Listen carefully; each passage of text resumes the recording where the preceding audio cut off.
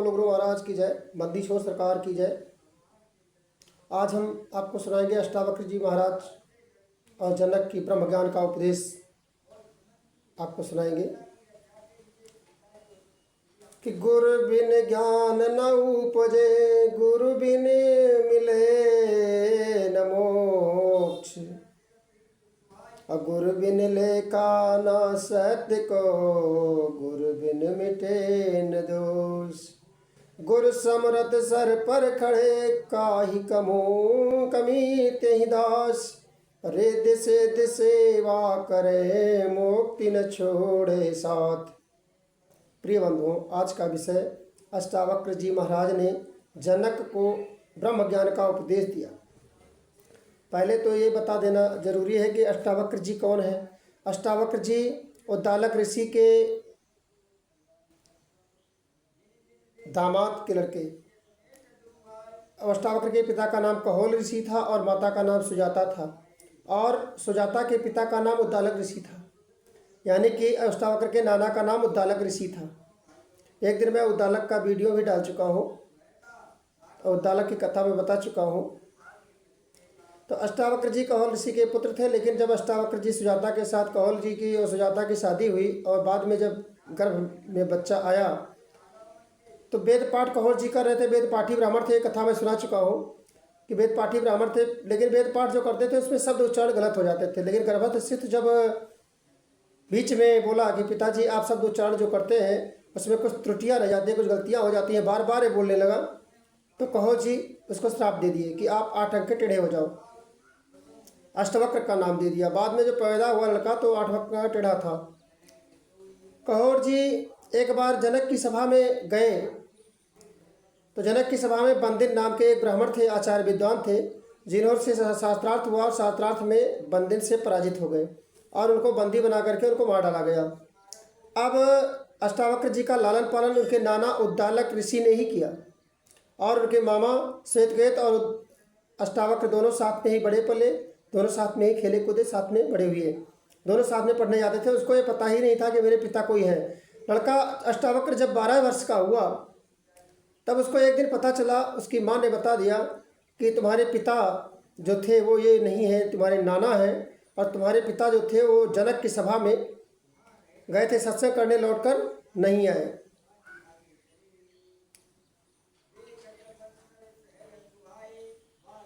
अष्टावक्र जी जन्म से ज्ञानी थे और उद्दालक ऋषि के आश्रम में रहते हुए उनको सत्संग ज्ञान जो मिला उससे ब्रह्म ज्ञान बचपन से गर्भस्थ से ब्रह्म ज्ञान मिला था, इसलिए उनको ज्ञान की अनंत सीमा तक पहुंचने में ज़्यादा समय नहीं लगा।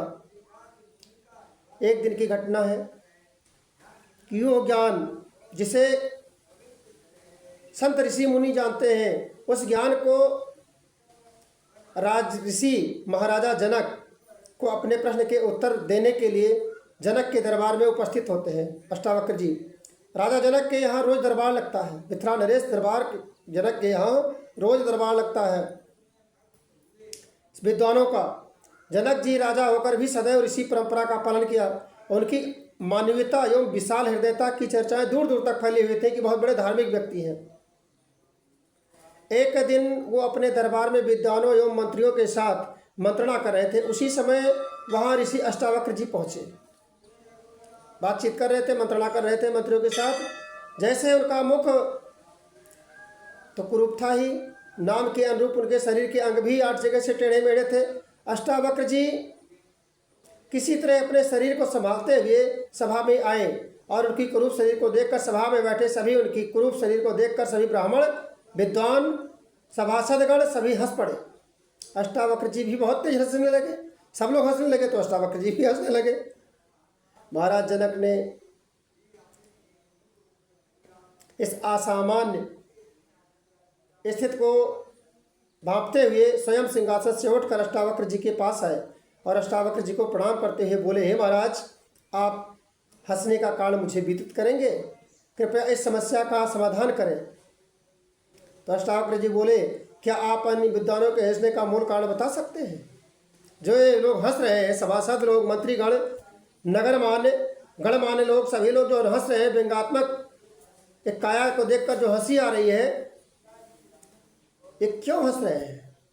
अष्टावक्र जी फिर बोलते हैं कि महाराज, मैंने सुना था कि आप स्वयं एक राजऋषि हैं और आपके दरबार में विद्वान और ज्ञानी संवेदनशील लोग रहते हैं, लेकिन आज मैंने देखा कि जो मनुष्यों का सम्मान करने वाले पारखी सभासद आपकी मंत्र परिषद के सदस्य एक भी नहीं है। परंतु यहाँ आकर देखा तो मुझे बहुत कष्ट हुआ। आपने किसी अज्ञानियों का समूह एकत्रित कर रखा है। यही देखकर मुझे हंसी आ गई। यहाँ तो चमारों की बस्ती है। सब चमड़ी देख करके लोग पहचान करते हैं, शरीर देखकर पहचान करते हैं। इनको ज्ञान नाम की चीज़ नहीं है। ये अपने आप को ज्ञानी कहते हैं, ज्ञान मार्गी कहते हैं, लेकिन ज्ञान इनको हो ही नहीं सकता। राजा जनक हाथ जोड़कर बोले, महाराज मैं क्षमा प्रार्थी हूँ, किंतु आप ये क्या कह रहे हैं? आपको इस तरह विद्वानों एवं मंत्र परिषदों के सदस्यों का अपमान नहीं करना चाहिए। अष्टावक्र जी बोले, हे राजर्षि महाराज, मैं सत्य ही तो कह रहा हूँ। इन लोगों को और कहूँ तो क्या कहूँ? इसमें अहंकार नहीं होना चाहिए। तन मन धन को परमात्मा शरीर की बनावट देखकर हंस रहे हैं। मेरी चेतना को परखने का प्रयास भी नहीं कर रहे हैं। मैं आपके सभासदों से साग्रह प्रार्थना करता हूं कि मुझे इतना बता दे कि खड़े होकर कि घड़े पर हंस रहे थे या कुम्हार पर। सिर्फ हमें इतना बता दे कि घड़े पर हंस रहे थे या कुम्हार पर। ये सुनते ही राजा जनक सहित सभी विद्वानों को अपनी भूल का एहसास हो गया। अष्टावक्र जी महाराज राजा जनक को अष्टावक्र गीता का ज्ञान का उपदेश दिया।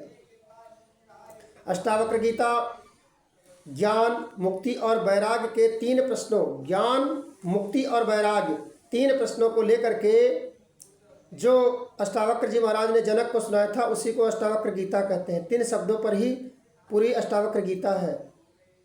11 अध्यायों में अष्टावक्र गीता है कि ज्ञान कैसे प्राप्त होता है, मुक्ति कैसे होती है और वैराग्य कैसे प्राप्त होगा। ये 3 प्रश्न हैं जो सभी मनुष्यों को जानने की लालसा रहती है। मनुष्य को जानने की लालसा रहती है। अष्टावक्र जी महाराज उपदेश करते हैं कि ज्ञान वही है, ज्ञान वही है जो अपने आप को जान ले। स्वयं को जानना ही ज्ञानदर्शी होना है। बाहरी कोई आडंबर पाखंड में फंसना नहीं है। स्वयं को जानने में न किसी आयोजन की, न किसी प्रयत्न की, न किसी यत्न की, न किसी यातना की कोई ऐसी आवश्यकता नहीं होती। बस आप हैं, आपको हो जाना है। आप जो हैं वही हो जाइए। बस यही अपने आप को जानना है। इसमें कोई झमेला नहीं है। अष्टावक्र जी कहते हैं कि ये शरीर नाशवान है। ये पंच भौतिक शरीर है। इसका उपयोग सिर्फ पृथ्वी पर है और ये पंचभूत शरीर नाशवान है। एक दिन पंचभूत बिखर जाएगा। इसके भीतर बसे चैतन्य ऊर्जा ही अमर अविनाशी सच्चिदानंद स्वरूप है। आत्मा स्वरूप जो है, आत्मा वही अजर अमर है। अपने इस अंतर प्राण आत्मा को पहचानो और स्वयं को जानो। यही आत्मा की सुंदरता की पहचानता और जागृति ही वास्तविक ज्ञान है। आत्मबोध ही ज्ञान का मुख्य सार है। अष्टावक्र जी एक ऋषि हैं। जनक जी की जिज्ञासा को शांत कर रहे हैं। अष्टावक्र जी सत्य से समझौता नहीं करते, वह केवल सत्य जानते हैं। अष्टावक्र को इस बात का डर नहीं है कि सुनने वाला भाग तो नहीं जाएगा। अष्टावक्र जी जब सुना रहे हैं जिस समय जनक को, उस समय डर नहीं लग रहा है उनको कि कोई सुनने वाला भाग तो नहीं जाएगा। भाग जाए तो कोई फर्क नहीं पड़ता, क्योंकि उनको सुनाना है तो सुनाना है, नहीं सुनाना है तो बंद कर देना, तो बंद कर दिया। और न उनके कोई रिश्तेदार हैं। जैसे श्री कृष्ण ने अर्जुन को गीता ज्ञान सुनाया था तो रिश्तेदार भी थे, उनके बांधोई भी थे, और उनके मित्र भी थे, उनके शिष्य भी थे। तो उनको सोच समझ कर सुनाते थे कि कहीं नाराज न हो। युद्ध के मैदान में उनको ज्ञान योग, कर्म योग, भक्ति योग 3 साधनाएं उनको बताई। लेकिन यहाँ अष्टावक्र जी महाराज सिर्फ सत्य का ज्ञान मार्ग बता रहे हैं। प्रेम मार्ग में नहीं जा रहे हैं, सिर्फ सत्य का मार्ग बता रहे हैं, ज्ञान मार्ग बता रहे हैं। सिर्फ साधना करने की विधियां बताते हैं और ज्ञान मार्ग बताते हैं। एक जिज्ञास शिष्य जनक जी को उत्तर दे रहे हैं। दोनों ज्ञानी हैं, जनक भी ज्ञानी और अष्टावक्र जी भी ज्ञानी। जनक जी भी ज्ञानी है क्योंकि उनके यहाँ रोज विद्वान आते थे तो काफ़ी ज्ञान की चर्चाएं हुई, तो उनको काफ़ी जानकारी है। और अष्टावक्र जी भी काफ़ी ज्ञानी है। दो ज्ञानियों का आज मिलन, दो ज्ञानियों का आज संवाद हो रहा है। और अष्टावक्र गीता जो अद्वैत वेदांत मयी ये ग्रंथ है, अष्टावक्र गीता आज के 15,000 वर्ष पहले लिखी गई, और जबकि गीता 5,000 वर्ष पुरानी ही है। श्री कृष्ण जब पैदा हुए तभी गीता लिखी गई, और अष्टावक्र जी त्रेता युग में पैदा हुए थे। अष्टावक्र गीता में दो ज्ञानी का संवाद है।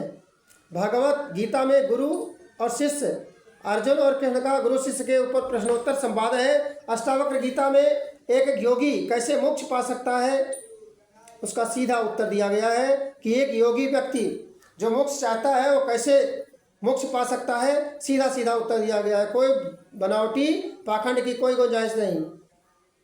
अष्टावक्र गीता ज्ञानी के लिए है, जबकि भगवत गीता सामान्य जन के लिए है। जो शुरुआत करना चाहता है, योग में जाना चाहता है, भगवान को समझना चाहता है, वो शुरुआत कर सकता है। प्रैक्टिकल प्रथम भूमिका है गीता, और अष्टावक्र गीता अंतिम सत्य है। गीता अंतिम में पहुंचाती है, लेकिन ये अष्टावक्र गीता शुरुआत में ही आपको ज्ञान मार्ग में ले जाती है। पहले ज्ञान मार्ग में ही जाएगी, बाद में तुम्हें और बताएगी मुक्ति का मार्ग और वैराग्य का मार्ग बाद में बताएगी, पहले ज्ञान में ले जाएगी।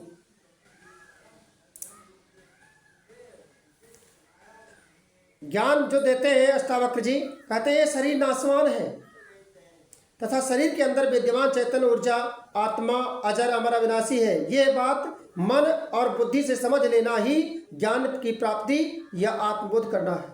ये हमारा मन मान ले, हमारी बुद्धि मान ले, फिर कुछ जानना शेष नहीं रह जाता।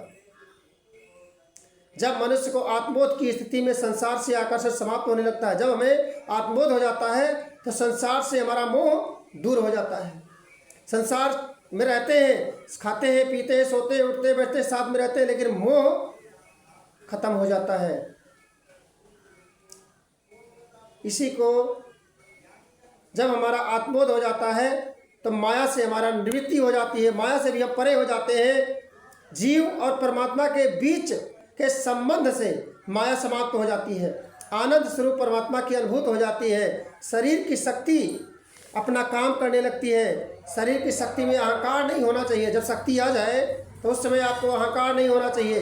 तन मन धन से परमात्म ज्ञान, सत्य ज्ञान और सत्संग सुनना चाहिए। यही सत्य है, बाकी सब मिथ्या है। गीता में भगवान कृष्ण को कर्मयोग, ज्ञान योग और भक्ति योग का उपदेश अर्जुन को दिया। कर्मयोग का मतलब होता है, कर्मयोग का अर्थ है निष्काम कर्म करना। ज्ञान योग का मतलब है, ज्ञान योग का अर्थ होता है आत्मज्ञान प्राप्त करना। और भक्ति योग का मतलब होता है, भक्ति का अर्थ है भगवान के प्रति पूर्ण समर्पण भाव। इन तीनों योग का लक्ष्य मोक्ष प्राप्त करना है। मोक्ष का अर्थ है जन्म मृत्यु के चक्कर से मुक्ति, आवागमन से मुक्ति। जन्म न हो तो मृत्यु भी नहीं होगी। जनक जी महाराज अष्टावक्र से पूछते हैं कि दुख कहाँ से उत्पन्न हुआ है, दुख की जड़ कहाँ है। प्रश्न करते हैं जनक जी महाराज अष्टावक्र जी से कि दुख की जड़ कहाँ है।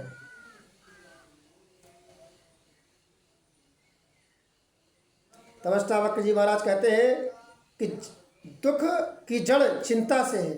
चिंता अगर करोगे तो दुख उत्पन्न होगा, किसी अन्य कारण से नहीं होता दुख।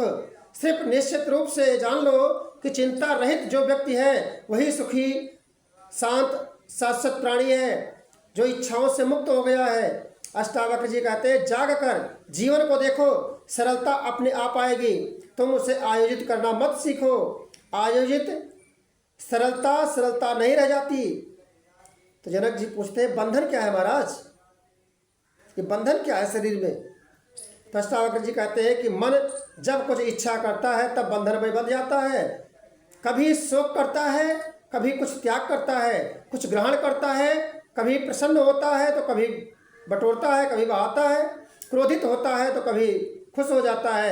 यही सबसे बड़ा बंधन है। अपने को स्थिर न रख पाना ही सबसे बड़ा बंधन है। हम पल पल में बदलते हैं, हम रंग बदलते हैं, जबकि हम जानते हैं कि हमेशा न एक चीज़ कोई भी हमेशा एक साथ नहीं रह सकती, पल पल में बदलता रहता है। फिर भी थोड़ी देर में हम मोह करते हैं, थोड़ी देर में हम उससे झगड़ा कर लेते हैं, प्रेम करना बंद कर देते हैं, ईर्ष्या करने लगते हैं, अष्टावक्र जी जनक से कहते हैं कि यदि तुम स्वयं को शरीर से पृथक करके चैतन्य में स्थित हो जाओ तो अभी सुखी शांत और बंधन मुक्त हो जाओगे। बंधन काट कर जलम जन्म की फांसी, फंस फंस जन्म गवायो, और तुलसी तास तजो वर्तन की, मन तन मौज उड़ायो, गुरु का संग सदा सुखदाई, सूरत चरण पर लायो। अष्टावक्र जी महाराज जनक को वैराग का स्वयं स्वरूप बताते हैं कि आत्मबोध का पात्र वही होता है जो निरासक्त है। आत्मबोध का ज्ञान, आत्मज्ञान का पात्र वही व्यक्ति है कि जो निरासक्त है, जिसको कोई आसक्ति नहीं है। वैराग्य के अभाव में आत्मज्ञान होना कठिन है। अगर वैराग्य नहीं हुआ तो ज्ञान होना भी कठिन है, आत्मज्ञान नहीं हो सकता।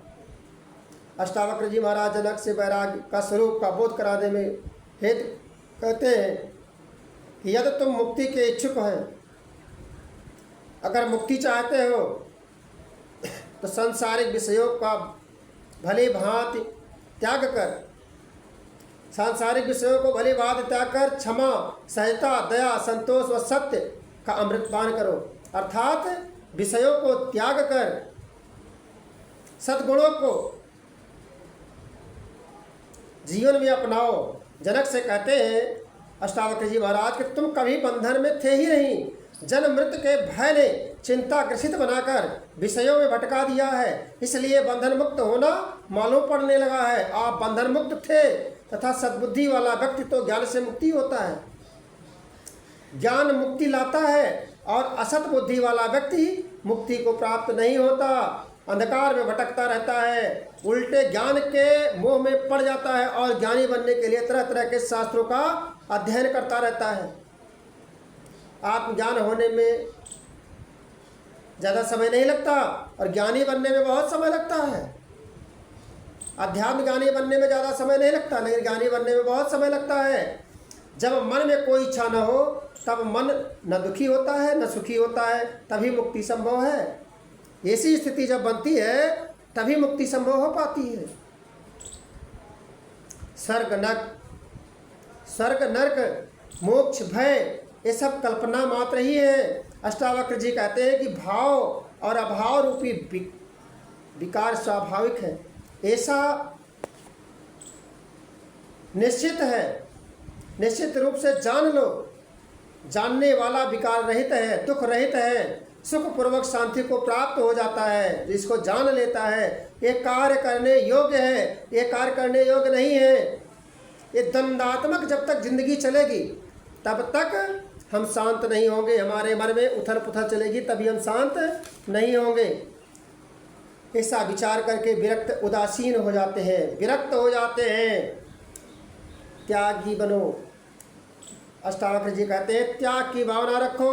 सब कुछ करते हुए भी अपना मानकर नहीं, एक मालिक की भांति नहीं, एक सेवक की भांति कार्य करोगे तो तुम्हें जीवन में कोई दुख नहीं होगा।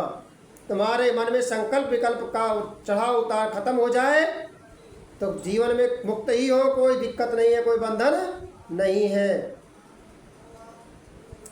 भट्ट रामायण में तुलसीदास जी महाराज कहते हैं इस विषय पर कि त्यागन संग्रह संतन जाना, यही संत पंथ हित माना। त्यागन संग्रह संतन जाना, त्यागन संग्रह संतन जाना, यही संत पंथ हित माना। न त्यागना है न बटोरना है। अपने खर्चे भर की जरूरत भर का, आवश्यकता भर का धन लेना भी है। नहीं लेंगे तो खर्चा कहाँ चलेगा। खर्चा चलाने के लिए लेना भी है, लेकिन बटोर के इतना रखना नहीं है कि मरने के बाद बांटने के लिए, हिस्सा लगाने के लिए वहाँ मार कतल हो जाए। इतना ज़्यादा बटोर के रखना भी नहीं है। तो त्यागन संग्रह संत न जाना, और यही संत परम हित माना। अष्टावक्र जी जनक जिसे कहते हैं कि ऐसा भाव आ जाए कि सारा जगत मेरा है या फिर मेरा कुछ नहीं है। या तो सबको अपना लो या तो सबसे छोड़ दो, या तो सबसे प्रेम करो या तो ज्ञान में आ जाओ, सब कुछ छूट जाए। प्रेम मार्ग में सबको अपनाना पड़ता है और ज्ञान मार्ग में सबको त्यागना पड़ता है। और दो मार्ग यही है कि जिससे मुक्ति मिल सकती है। वैराग्य जाएगा तब जब हमें ज्ञान मार्ग मिलेगा, और सबसे प्रेम तब आएगा जब हम भगवान का, सबका जीव में भगवान का अंश देखेंगे।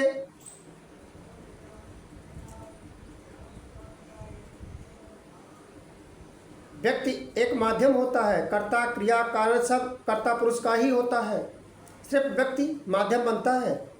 सुख दुख पाप आन जब मालिक बनेंगे तो पाप का सुख दुख हमें मिलेगा, अगर सुख दुख के कर्ता धर्ता हम नहीं है तो पाप के मालिक भी नहीं है, पाप जो कर रहा है वो भोगेगा, हम किए ही नहीं तो हमें क्या भोगना।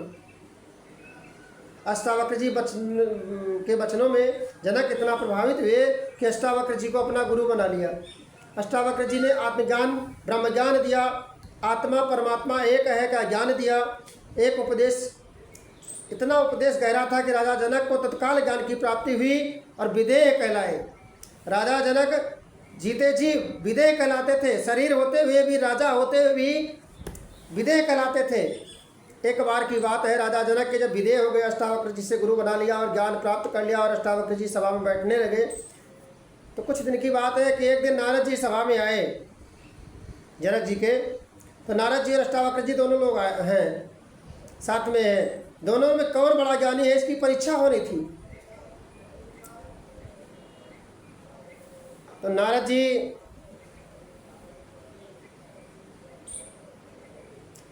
जी जब आते हैं तो नारद जी की परीक्षा लेने के लिए जनक जी अपने गौशाला में आग लगवा दी। गौशाला में जब आग लगी वहाँ गायें नहीं थी, सिर्फ गौशाला जल रही थी।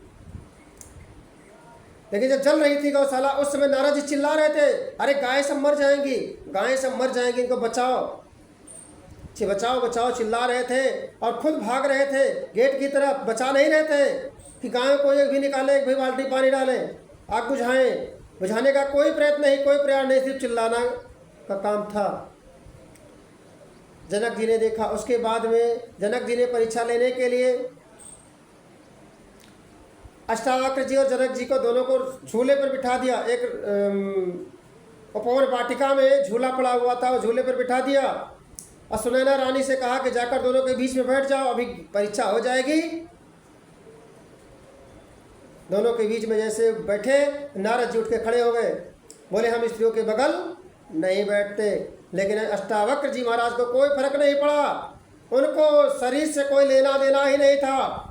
तब उन्होंने साष्टांग प्रणाम किया, माना कि सबसे बड़े ज्ञानी पुरुष हमारे गुरु महाराज हैं, अष्टावक्र जी महाराज हैं, इनसे बड़ा ज्ञानी त्रिलोक में कोई नहीं है। नाम जपने से अपने मन को शांति मिलती है, लेकिन दूसरे को शांति नहीं दे सकते। लेकिन ज्ञानवान पुरुष अपने को शांत रखता है, अपने हृदय में शांति रखता है, अपने भीतर शांति रखता है और दूसरों को अपने ज्ञान के द्वारा शीतलता प्रदान करता है। इसलिए सर्वश्रेष्ठ ज्ञानी पुरुष होता है। प्रेम मार्गी पहले अपना स्वार्थ ढूंढता है, अपना प्रेम ढूंढता है, अपना फायदा ढूंढता है, फिर दूसरे को प्रेम करता है। अगर फायदा नहीं मिला तो दूसरे को प्रेम नहीं करेगा, उससे दुश्मनी कर लेगा। लेकिन ज्ञान मार्गी सदैव निश्चल निष्काम भाव से कार्य करता है। वो अपना शीतलता प्राप्त करने के बाद ही दूसरे को उपदेश दे पाता है। अष्टावक्र जी महाराज ज्ञान मार्गी है, सत्य लोक का दर्शन करा रहे हैं, ब्रह्म ज्ञान का दर्शन करा रहे हैं। जनक जी महाराज को आत्मज्ञान का दर्शन कराया। इसीलिए राम के ससुर थे, लेकिन उस जमाने में सबसे बड़े ज्ञानी के रूप में जनक जी महाराज राजा होते हुए पूजे जाते थे। आज का विषय इतना ही। सत्यनाम गुरु महाराज की जय।